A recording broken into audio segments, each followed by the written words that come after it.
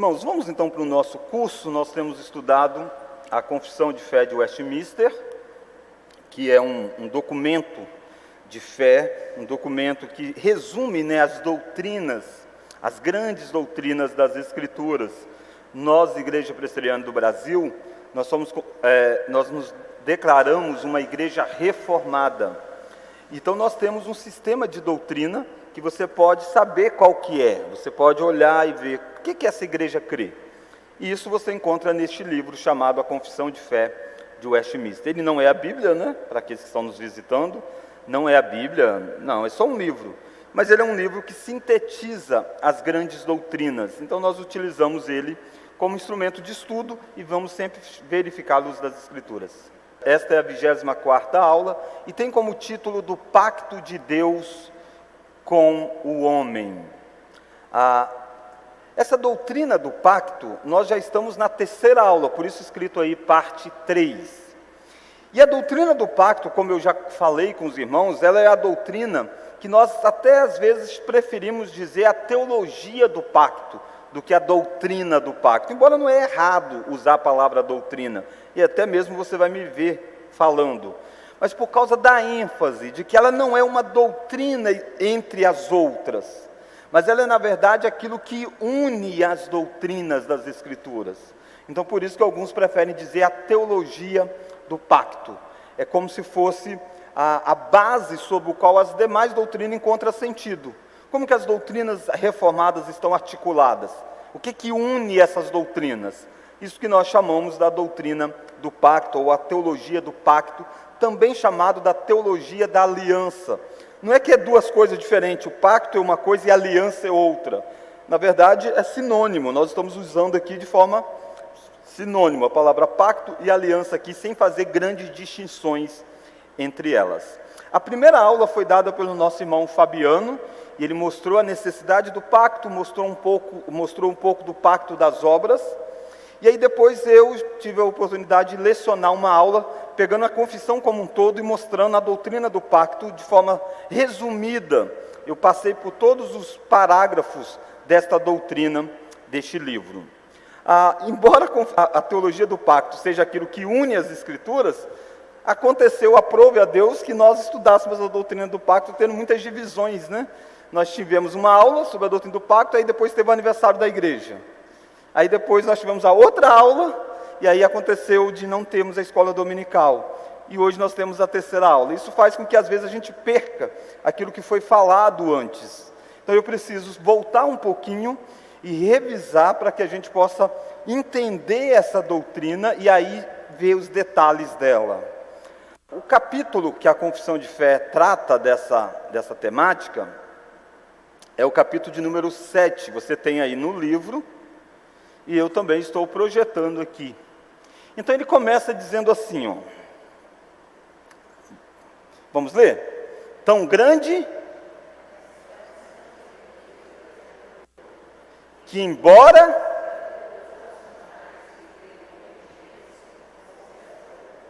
nunca poderiam usufruir nada dele como bem-aventurança e recompensa, senão por alguma voluntária condescendência da parte de Deus, a qual foi ele servido significar por meio de um pacto.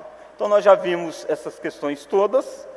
Então percebe que pacto ou aliança é a forma como Deus faz para se relacionar com seres criados. Isto já é um ato de graça, ou como está escrito aí, uma condescendência de Deus. Deus é um ser diferente de qualquer outro ser existente. Não é só diferente assim de quantidade. Deus é mais inteligente do que o homem, Deus é mais isso do que aquilo. Não, eles são seres, lógico que Deus é mais, Mas a diferença entre Deus e o ser humano é uma diferença que nós chamamos de ontológica, ou da natureza do ser. O ser divino é um e o ser humano é outro. Deus é o Criador e qualquer outro ser é criatura. Isso coloca então esse relacionamento não em um grau de igualdade, não é dois iguais se relacionando. Quando você casa, você faz uma certa aliança, e aí é duas pessoas que são a imagem e semelhança de Deus, que estão entrando numa aliança, e aí vocês são dois seres humanos, vocês estão numa igualdade, diferença de funções, sim, mas numa igualdade de essência e de natureza. Não é esse tipo de aliança que nós estamos falando, porque Deus é totalmente diferente do ser humano. Quando Deus faz uma aliança, normalmente algumas partes estão presentes nesta aliança. Nós chamamos dos elementos de um pacto, que nós dizemos as partes ou quem está dentro deste contrato. Então, as partes envolvidas no pacto, as promessas que estão relacionadas com o pacto, as condições para que você alcance estas promessas, e as penalidades caso você descumpra as condições do pacto. E você vai ter o símbolo ou o sacramento do pacto muitas vezes presente. Então isso faz com que caracteriza um pacto. Mas Deus, ao fazer isto com o ser humano, ao criar esse pacto, ao estabelecer condições, ao estabelecer promessas, ao estabelecer punição, se eles cumprirem, eles ganham bênção, se eles não cumprirem, eles ganham maldição. Isso tudo já está dentro desse ato de Deus condescender, de Deus agir com graça. Eu exemplifiquei isso na nossa primeira aula, de que se Deus criasse Adão e Eva, e Deus dissesse para eles, vocês vão viver um dia, e aí vocês vão morrer. Mesmo se eles não comessem do fruto proibido, Deus estaria sendo injusto ao fazer isso? Não. Adão e Eva não têm direito por si só de viver. Eles não têm direito nem de existir, percebe? O fato de Deus fazer um pacto com eles, sabe de uma coisa? Se vocês não comerem do fruto proibido, vocês vão viver eternamente. Se vocês comerem, vocês vão morrer. De Deus colocar uma bênção relacionada a cumprir uma determinada ordem, já é graça. Já é um ato de condescendência. Porque Deus poderia simplesmente chegar e dar a ordem, dizer para Adão, você não coma do fruto proibido. E você ainda vai morrer amanhã, depois de amanhã. Deus ainda continuava sendo justo, porque Ele criou, Ele dá as regras que Ele quiser. Então aqui você encontra graça de Deus. Tem um estudioso, ele ilustra isso, dizendo assim, não tem quando o pai ou a mãe diz para a criança assim, olha, se você passar em matemática, eu vou te dar lá uma bicicleta. Aí o filho vai e passa. O fato do pai e a mãe fazer esse contrato aí, esse pacto aí, e prometer dar algo para passar, já é o quê? Graça, não é? Qual que era a obrigação do filho? Passar. Já era a obrigação dele. Então o pai está dizendo, mas se você passar, eu te dou a bicicleta. Ele está sendo gracioso. Lógico que isso é apenas uma ilustração, e nada de ilustração ilustra perfeitamente o que Deus faz. Mas ajuda talvez você a entender um pouquinho melhor. Então, quando a gente pensa no pacto, a gente precisa começar entendendo que o fato de Deus fazer um pacto, já é isso, Deus dizendo, se você me obedecer, eu vou te dar uma recompensa. Não precisava, eles tinham a obrigação de obedecer. Mas Deus está dizendo, eu vou dar recompensa a vocês. E aí então Deus estabelece esse primeiro pacto, que nós chamamos do pacto das obras. Então o texto diz assim, ó, o primeiro pacto feito com o homem era um pacto de obras. Neste pacto foi a vida prometida a Adão e nele a sua posteridade, sobre a condição de perfeita obediência pessoal. Então este é o primeiro pacto que você encontra, está lá em Gênesis capítulo 2. Abra aí por gentileza Gênesis 2. Hoje nós vamos olhar mais textos bíblicos. Da última vez, como eu disse, nós fizemos um voo, né, sobre toda a confissão de fé. E vimos todos os elementos envolvidos com o pacto. Olha Gênesis 2. Olha o versículo 15. Ó. E tomou, pois, o Senhor Deus ao homem, e o colocou no jardim do Éden para o cultivar e o guardar. E o Senhor Deus lhe deu esta ordem: de toda árvore do jardim comerás livremente, mas da árvore do conhecimento do bem e do mal não comerás, porque no dia em que dela comeres, certamente morrereis. Então aqui você tem estabelecido esse pacto de obras. O pacto de obras, ele tem alguns nomes diferentes. Na própria outro documento de Westminster, o Catecismo, ele vai chamar do pacto da vida. Não é que é dois pactos diferentes aqui, é o mesmo pacto, é só uma forma de chamá-lo de forma diferente. Porque o pacto, como tem ordenanças, tem as partes, tem as promessas, tem a punição, então depende de onde você coloca a ênfase, você pode nomeá-lo de forma diferente.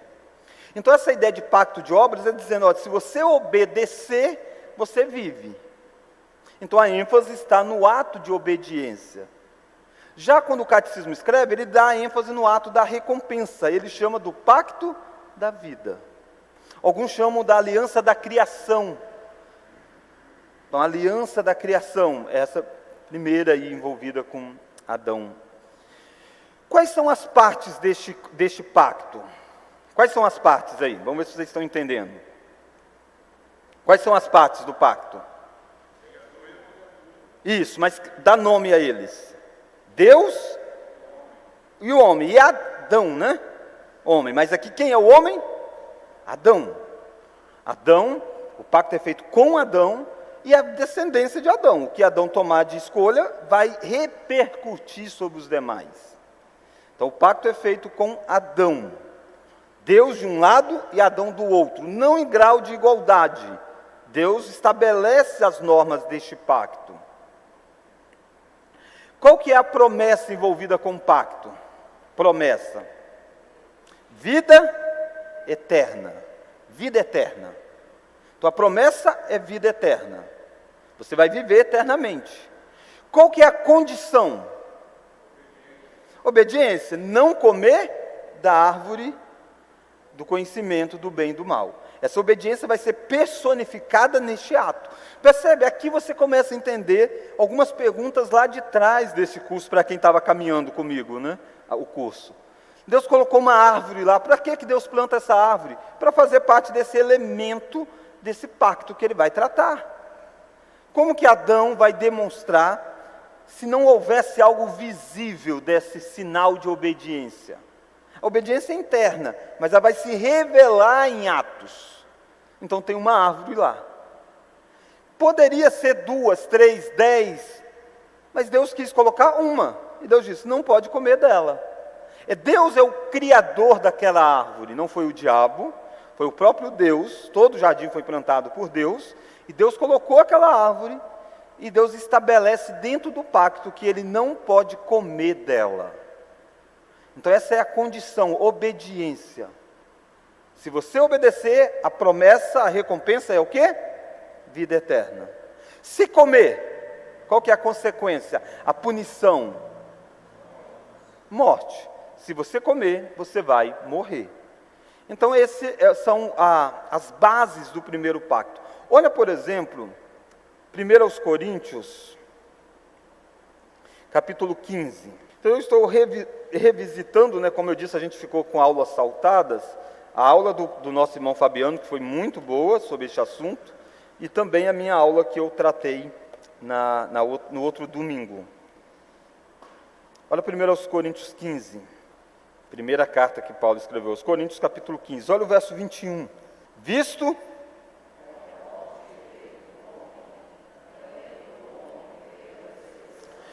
por enquanto, nós não vamos falar deste um homem que veio à ressurreição dos mortos. Deixei ele, por enquanto, aí parado. Você sabe que é Jesus. Mas a gente vai olhar primeiro essa ideia da morte. Visto que a morte veio por um homem. Quem é esse homem? Adão. O representante nosso no pacto feito. Nós voltamos em Gênesis e percebemos, quando Deus diz para Adão, no dia que você comer, você morre. Quando Adão come, ele morre e passa a morte para todos os descendentes dele. Porque o pacto foi quebrado. E aí está vindo sobre ele a sanção que estava estipulada no pacto. Olha, por exemplo, o verso 22 até o verso 23 ainda. Ó. Porque assim como todos morrem nesse homem chamado Adão. Ele é o representante. Assim também todos serão vivificados em Cristo. Essa parte de Cristo deixa para depois. Verso 23, cada um, porém, Cristo as primícias, depois os que são de Cristo na sua vinda. Então, assim que o mesmo que aconteceu com Cristo, também vai acontecer conosco. Cristo primeiro morre, ressuscita, nós também teremos ressurreição, por causa daquilo que Cristo conquistou. Mas a morte passou de todos, porque em Adão todos quebraram esse pacto. Mas o que é essa morte anunciada a Adão? Não é deixar de existir. Muitas vezes a gente pensa em morte como deixar de existir. E aí isso traz muitas dificuldades para nós. Nós temos dificuldade de entender como que um cristão que já foi alcançado pela obra de Cristo, como que ele morre ainda hoje? Poxa, a gente está pensando, ele deixou de existir. Não, ele nunca deixa de existir. Morte não é deixar de existir. Por exemplo, olha como que a Bíblia descreve essa ideia de morte, contrastando com diversas coisas. A primeira delas é que o próprio Adão, quando ele come do fruto proibido, ele morreu na mesma hora? Não. Adão não morreu naquela hora. Adão viveu muitos anos, foi um dos que mais viveu, não foi o mais, mas foi um dos que mais viveu quando você pega a genealogia. Então Adão viveu muito tempo ainda. Mas a consequência de ter quebrado o pacto já começou na vida de Adão no mesmo dia em que ele quebrou do pacto. Ele já começou a experimentar a realidade de que um dia o seu corpo iria ser perdendo as forças. A morte física, nesse sentido, começa a aparecer, dá os seus sinais, os seus alertas, mas a condição de morte já está presente. Quando ele come do fruto proibido, quando Deus chega no jardim, o que ele faz? Se esconde de Deus. Lembra disso? Esse ato de se esconder de Deus é porque Adão está agora morto espiritualmente falando. Ele está separado de Deus. A ideia de morte é a ideia de separação. Antes ele estava unido a Deus. Deus vinha e ele conversava com Deus. Ele come do fruto proibido, as sanções do pacto começam a vir sobre ele, e ele está morto espiritualmente, ao ponto de se esconder daquele que o criou, sem querer ter relacionamento com ele. Quebrar o pacto de Deus faz isso, nos coloca nessa condição de mortos espiritualmente. Olha, por exemplo, João capítulo 5. João 5. Então nós estamos caminhando aí nesse primeiro pacto ainda. João 5, verso 24. Olha como é que a expressão vida e morte está sendo usada no sentido espiritual na Escritura. João 5, verso 24. Em verdade vos digo,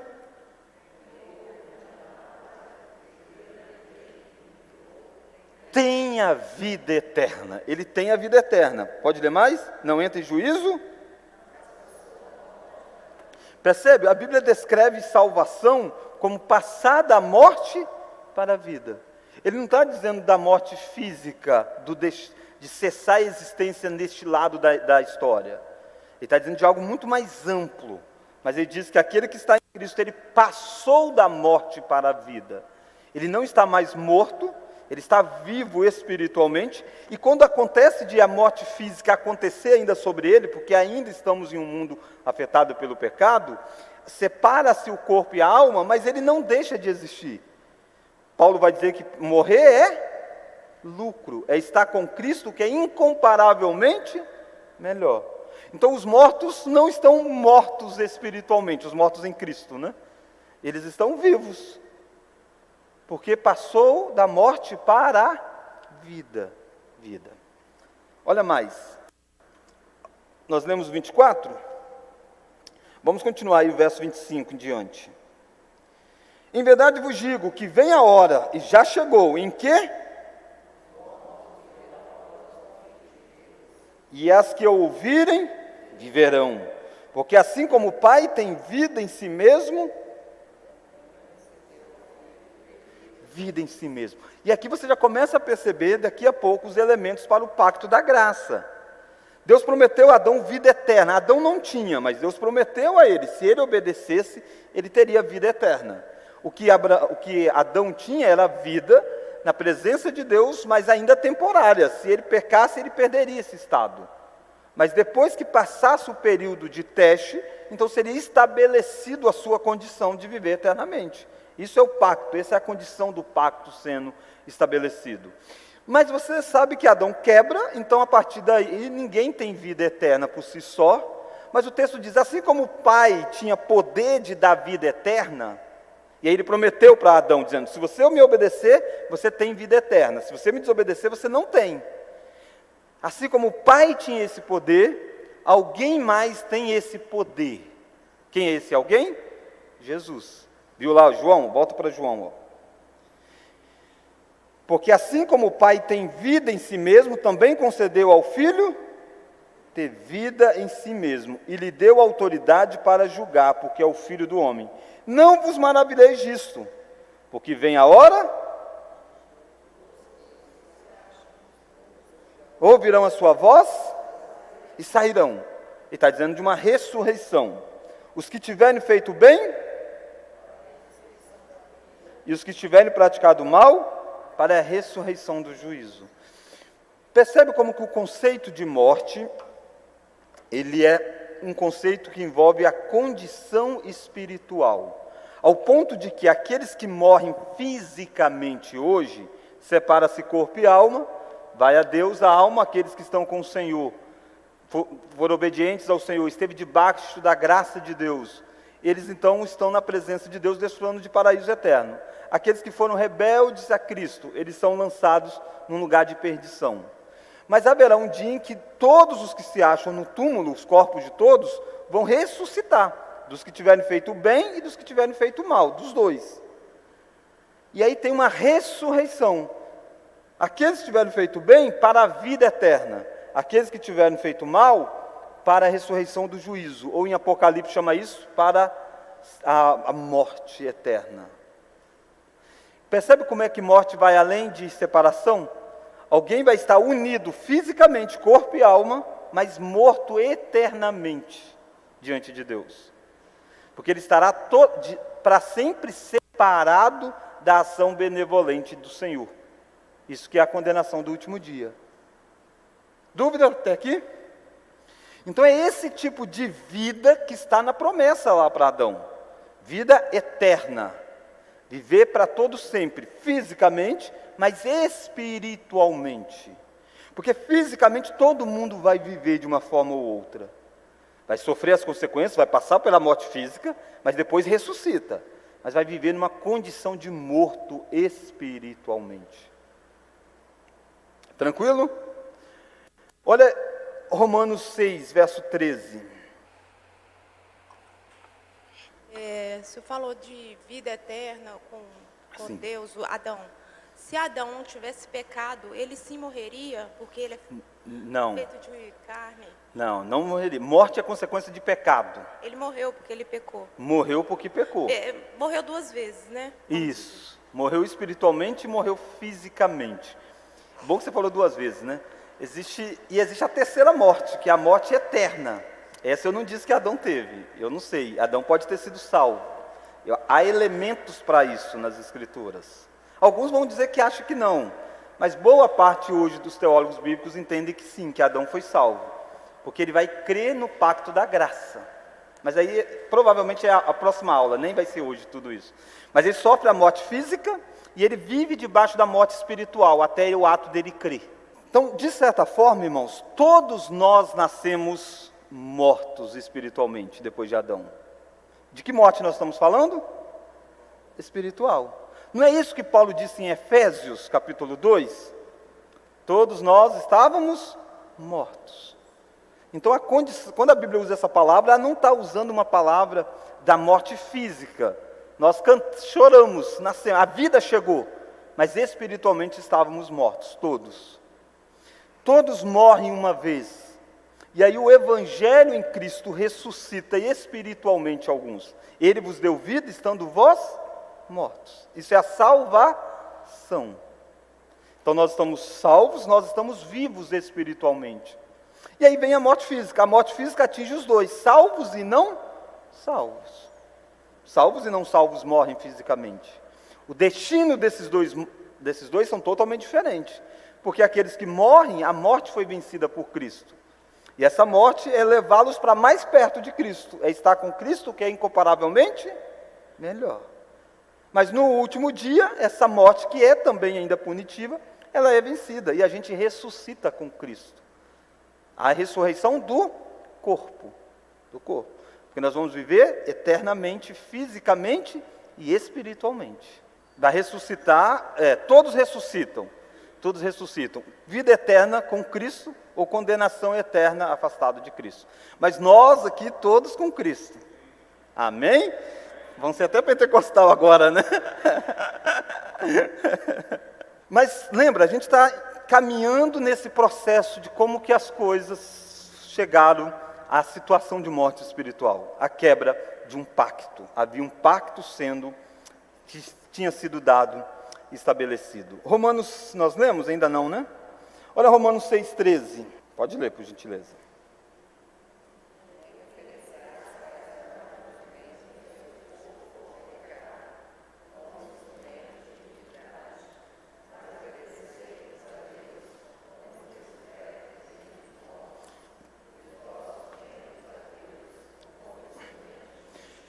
Percebe? Ele está dizendo como que nós vamos pegar o nosso corpo e vamos oferecer ao pecado os nossos membros do nosso corpo. Ele diz, nós que ressuscitamos espiritualmente, nós precisamos oferecer esses membros a Cristo. Então, quando nós pecamos, nós que já estamos vivos espiritualmente, nós estamos ressuscitados com Cristo espiritualmente, nós estamos pegando os nossos membros e oferecendo ao pecado. É isso que Paulo está dizendo, nós podemos oferecer os nossos membros de uma vida de ressurretos em Cristo. Nós já estamos reinando e ressuscitados espiritualmente, né? Estou falando da expressão espiritualmente, com Cristo. Teria vários textos, mas acho que já deu para ficar claro quanto a isso. Então, no pacto com Adão, você tinha lá claramente as partes, Deus e Adão. Adão representava toda a humanidade, o pacto foi feito com toda a humanidade. Você tinha as promessas, vida eterna.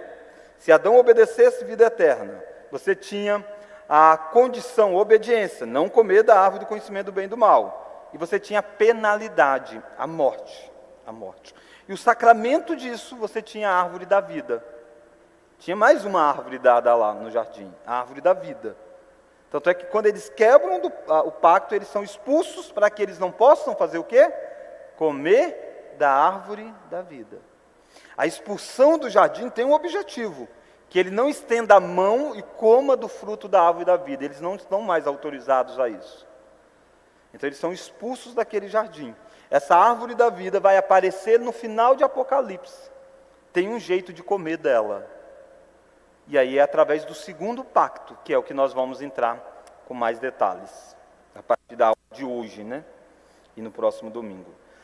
A confissão de fé vai dizer assim, o primeiro pacto feito com o homem era um pacto de obras. Neste pacto foi a vida prometida a Adão e nele a sua posteridade, sob a condição de perfeita obediência pessoal. Adão quebrou esse pacto, o homem tendo se tornado pela sua queda, incapaz de ter vida por meio desse pacto, o Senhor dignou-se a fazer um segundo pacto, geralmente chamado Pacto da Graça. Nesse pacto, ele livremente oferece aos pecadores a vida e a salvação por Jesus Cristo, exigindo daqueles a fé nestes, para que sejam salvos, prometendo dar a todos os que estão ordenados para a vida o seu Santo Espírito, para dispô-los a habilitá-los a crer. Esse segundo pacto, chamado Pacto da Graça, é um pacto que Deus vai dar as mesmas coisas que Ele prometeu lá. Ele prometeu vida eterna. Ele continua dizendo, eu vou dar vida eterna. O que vai mudar de um pacto para o outro é a condição. No primeiro, a condição era a obediência a tal mandamento. No segundo, a condição é crer no mediador desse pacto, que é Jesus Cristo.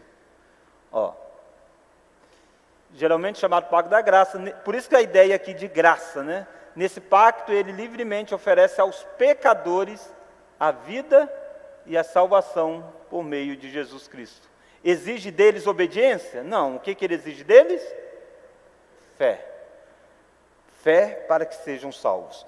Quando você vê na Bíblia várias vezes perguntando: o que devo fazer para ser salvo? Paulo responde: crê no Senhor Jesus, será salvo tu e a tua casa. Ele está dizendo: crê e você será salvo. Então a necessidade desse pacto da graça é crer em Cristo. E Deus prometeu um jeito para que eles possam crer em Cristo. Aqueles que foram ordenados, aqui está falando da eleição. Ele prometeu então enviar o Santo Espírito para dispô-los e habilitá-los a crer. Até esse ato de crer tem que ter uma ação do Espírito na pessoa. E Deus então vai enviar a terceira pessoa da Trindade, o Espírito Santo, para que isto possa acontecer. Deixa eu fazer uma perguntinha para ver se se vocês estão alinhados. O pacto de obras está valendo ainda no mundo? Preste atenção na pergunta, né? O pacto de obras está em vigor ainda no mundo? Sim ou não? Sim, está em vigor ainda no mundo. Se alguém obedecer os mandamentos de Deus, será salvo se alguém obedecer. O pacto ainda está em vigor. Alguém obedece? Você conhece alguém que obedece? Não, Jesus desmascarou todos os que mostraram que achavam que obedecia. O exemplo mais claro desse é o jovem rico. Chega para Jesus e diz: o que eu preciso fazer para ser salvo? Ele está dizendo a ideia do eu fazer. A ênfase é assim: olha, eu sou alguém bom, capaz, o que eu posso fazer para ser salvo? Aí Jesus diz para ele: guarda os mandamentos, você vai ser salvo. Jesus está remetendo a qual pacto? De obras. Guarda os mandamentos. Se você guardar, você vai ser salvo. Aí ele diz: eu guardo todos. E aí Jesus diz: então faz uma coisa só. Vende tudo que tem, dá aos pobres e vem e segue-me. Só isso aqui é o resumo de toda a lei. Amar o próximo como a nós mesmos e amar a Deus sobre todas as coisas. Jesus está dizendo: então, realmente você guarda? Então vai lá, vende tudo que você tem, dá aos pobres. Você está amando Ele igual a você mesmo. E você vem e segue-me. Você está me amando acima de todas as coisas. E aí ele sai triste. Porque eu e você amamos o próximo? Amamos. Mas o tempo todo? Não. A gente não ama o próximo igual a nós mesmos o tempo todo. Talvez nem um pouquinho. Não, um pouquinho tem que amar, gente. Tem, pelo menos, aí está mal demais. Nós não conseguimos amar o próximo o tempo todo. Não seja hipócrita você dizendo que você ama. Você tem que amar.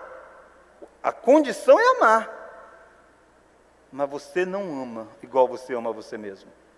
Você pega uma foto, a primeira pessoa que você olha na foto é quem? Você. Se você saiu bem, pode publicar, não importa como é que os outros estavam. Agora todo mundo saiu maravilhoso, você de olho fechado. Não, exclui essa foto. Quem excluiu o quê? Tem 20 lá, 19 está jóia, só você está mal. A gente não ama os outros igual a nós mesmos. Não amamos. Estamos aprendendo a isso. Deus está trabalhando em nós isso. Mas a gente ainda não ama. E não amamos a Deus sobre todas as coisas. O tempo todo. Por isso que a gente peca. Nós não pecamos por falta de conhecimento.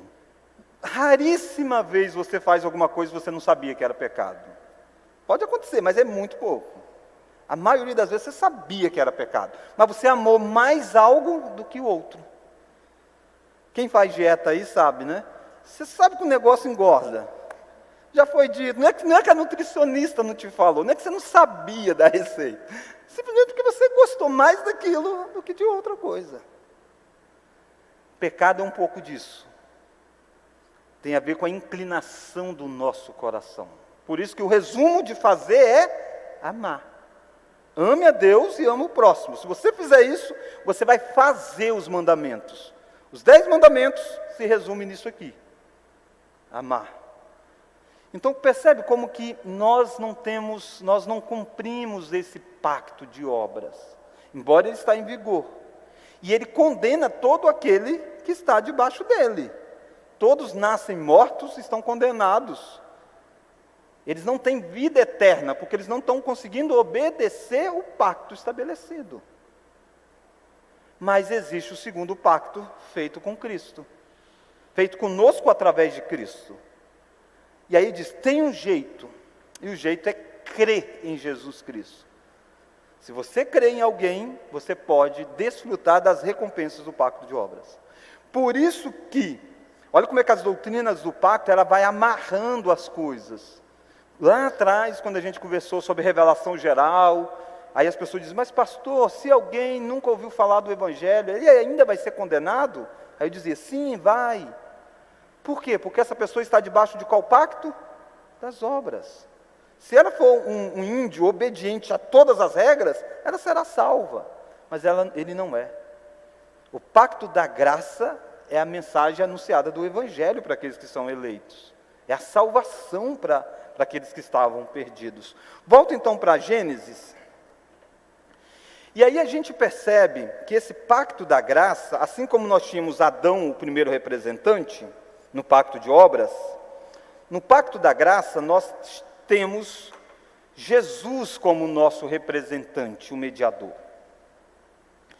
E aí, quando você está lendo Gênesis, você já sabe da história, mas se você nunca tivesse lendo Gênesis, tem lá o pacto estabelecido com Adão. Adão vai e come do fruto.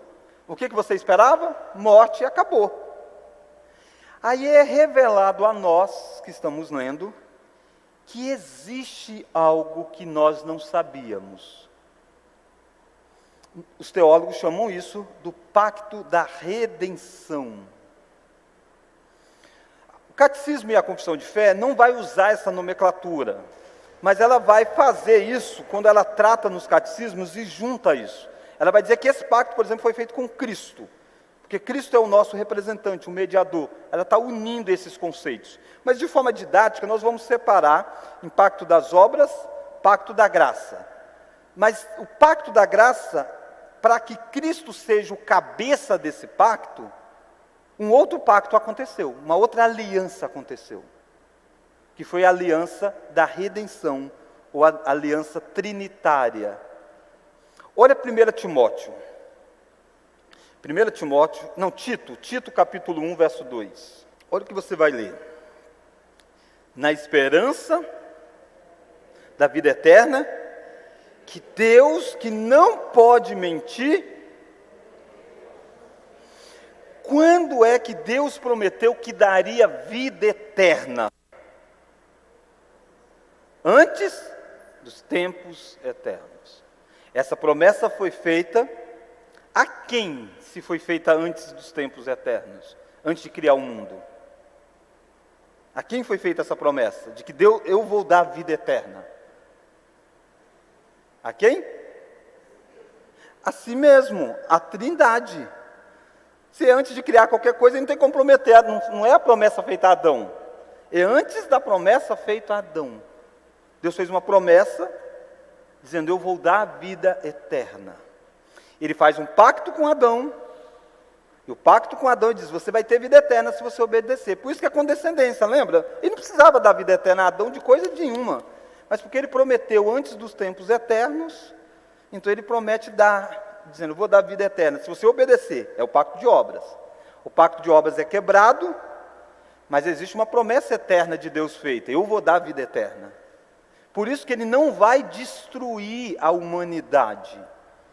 Ele vai mostrar a solução para esse problema. Como que ele prometeu dar vida eterna? Ele fez um pacto com Jesus Cristo. O Pai e o Filho, com a presença do Espírito Santo, fizeram um pacto eterno de que iria salvar um povo. Por isso que você vai encontrar na Escritura a ideia de que nós fomos salvos antes da fundação do mundo. Todas as vezes que você estiver lendo que nós fomos salvos antes da fundação do mundo, de onde vem isso? De qual dessa ideia de pacto? Dessa promessa feita de Deus a Deus mesmo. eu vou dar vida eterna para o meu povo. Eu vou ter um povo para viver para todo sempre comigo, em perfeita comunhão. A forma como eu vou fazer isso? Pacto de obras, quebraram, pacto da graça para vocês. Olha o que estava já planejado desde a eternidade.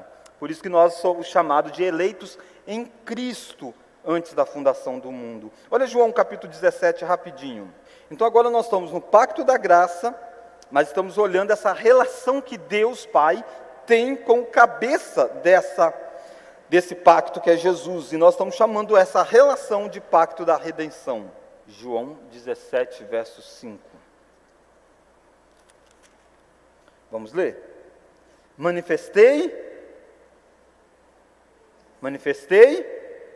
Desculpa, verso 5, né? Agora glorifica-me, ó Pai, contigo mesmo,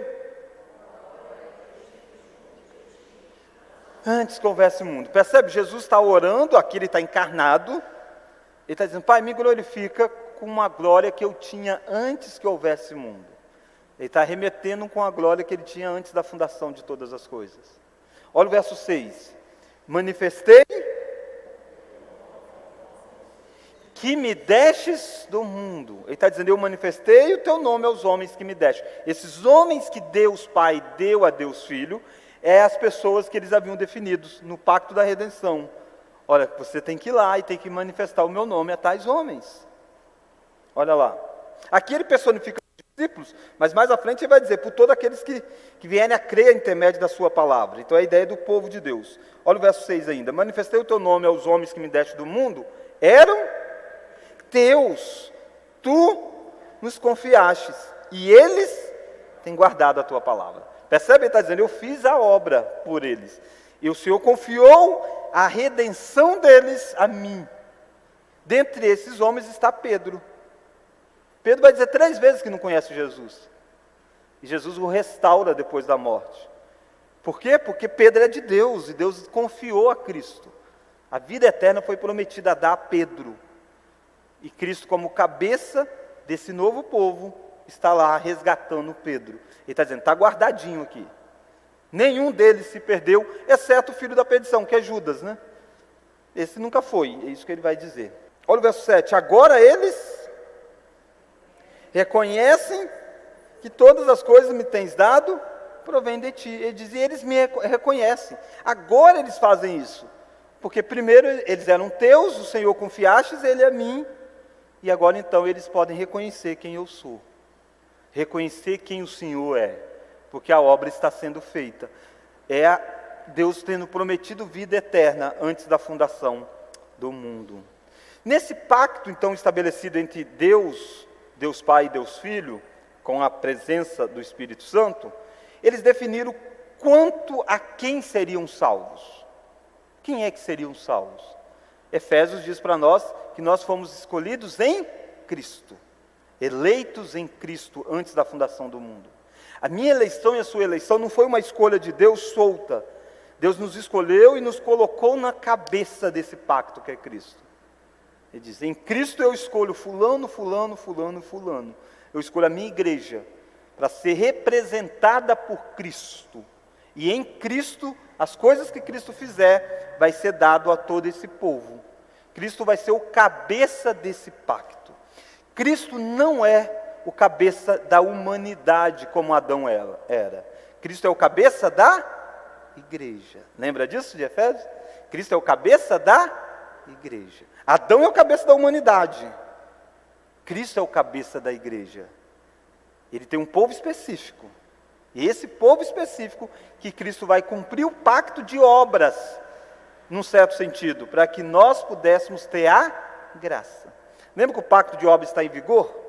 Então, nas condições estabelecidas nesse novo pacto de Deus com o Pai, tem quanto a quem será salvo, como será a salvação dessas pessoas. Tem que ter uma transformação de vida. Então, tem o Espírito Santo para ser enviado. As bênçãos que vai estar nesses que serão alcançados. E olha então como que você percebe, por causa do horário, deixa eu dar uma corridinha aqui. Olha, você percebe nesse pacto, que existia promessas feitas também. Olha uma das promessas. Olha Hebreus capítulo 10, verso 5. Desculpa, por causa do tempo, vamos pular isso aí. Vai para Isaías 53. Olha o pai prometendo ao filho algo. 53, 10. Vamos ler? Todavia, ao Senhor, aqui é o Deus Pai, agradou moer a Cristo, fazendo-o enfermar.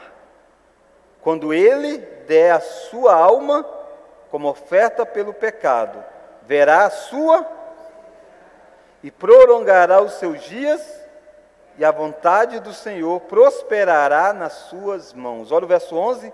Ele verá o fruto do penoso trabalho de sua alma e ficará satisfeito. Percebe? Nesse pacto estabelecido, existem as condições e existe a recompensa para o mediador. Ele está dizendo para Cristo, quando você ir, você morrer, você vai ver o resultado, você vai comprar para si pessoas de todas as tribos, povos, línguas e nações. Ele verá satisfeito o trabalho da sua obra. Quando Cristo morre na cruz, não é à toa que ele diz uma palavra: está consumado. Tetelestai, está pago, está quitado. O pacto de obras está quitado em Cristo. O pacto da redenção, a parte que cabia a Cristo, que era fazer a parte das obras nesse pacto, está resolvida. Cristo morre por nós. Vive por nós e morre por nós. E agora ele tem uma recompensa. Qual que é a recompensa? Deus dá a ele o nome que está acima de todo nome. Lembra de Filipenses? Deus dá a ele o nome que está acima de todo nome, para que no nome de Cristo se dobre todo o joelho. De certa forma, quem está reinando sobre o povo de Deus até a volta de Cristo é quem? Cristo, Deus Filho. Esse é o resultado do seu trabalho, a recompensa do seu trabalho. Ele está reinando. Por isso que a doutrina do pacto vai ter interferências até na escatologia.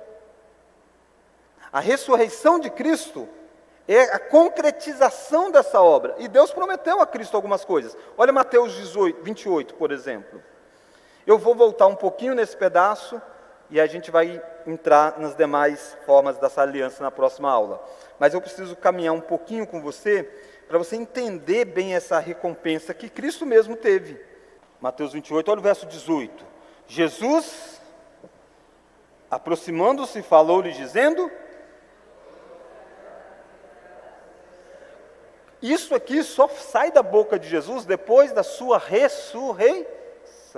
Essa autoridade foi dada a ele como recompensa do seu penoso trabalho. Ele agora é o mediador que completou a obra. Ele tem toda a autoridade no céu e na terra. E ele pode agora dizer, ide pregar o evangelho a toda criatura, porque eu tenho autoridade para salvar pessoas de qualquer nacionalidade, povos, línguas e nações. Mas lembra que o pacto tem condições? Requeria alguma coisa. Uma delas que Jesus nascesse de mulher. Ele precisava nascer debaixo da lei. Ele precisava nascer debaixo da lei. Essa é uma condição para que ele pudesse salvar. Se ele não se submetesse à lei, ele não poderia ser o Salvador. Ele precisaria assumir o lugar daquele povo que seria salvo. Não era salvar, ele precisa assumir o lugar deles. Assumir o lugar é obedecer no lugar deles e sofrer as penalidades que eles deveriam sofrer. Por isso, então, que a condição do pacto é estabelecida com o filho, e o filho faz isso. Ele nasce debaixo da lei, nasce de mulher, ele assume uma natureza humana para que ele pudesse salvar, e vive uma vida e morre em nosso lugar. Assim, então, nós vimos o pacto de obras, vimos o pacto da graça, e vimos como que a presença de Cristo no pacto da graça, ele é o mediador desse pacto, faz toda a diferença. Faz a diferença porque com Cristo foi feito um pacto também, o pacto da redenção. Esse pacto dava a Cristo exigências, tinha que nascer de mulher, tinha que viver uma vida de obediência, tinha que sofrer e dava a Cristo recompensas. Ter um povo para dizer, essa é a minha noiva, a minha noiva. Tudo isso porque Deus prometeu vida eterna antes dos tempos. Deus prometeu vida eterna antes da criação de qualquer coisa, ainda no tempo eterno.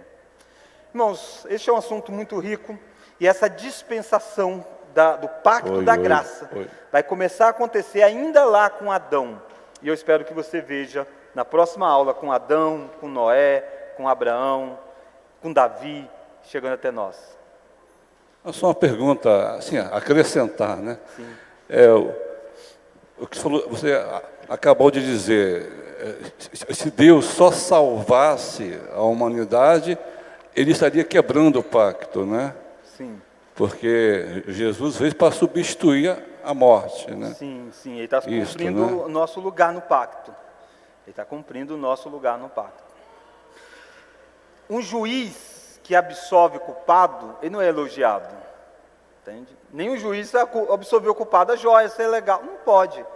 Se juiz humano não pode absolver culpado, mesmo que ele não queria, ele não tem prazer. E a Bíblia vai usar essa metáfora para Deus. Deus não tem prazer na morte do perverso, mas ele precisa cumprir justiça. E na justiça todos quebraram o pacto de obras. Ninguém cumpre. Então ele faz um outro pacto, o pacto da graça. E aí Cristo diz, eu vou ser o substituto desse pacto. Caia sobre mim a ira. Então domingo que vem a gente vai continuar, tá, esses pactos. Então domingo que vem a gente vai olhar para esse pacto e ver como que ele é administrado. Deus administrou esse pacto a partir de quando? As pessoas dizem, lá no Novo Testamento. Não, começou lá em Gênesis 3.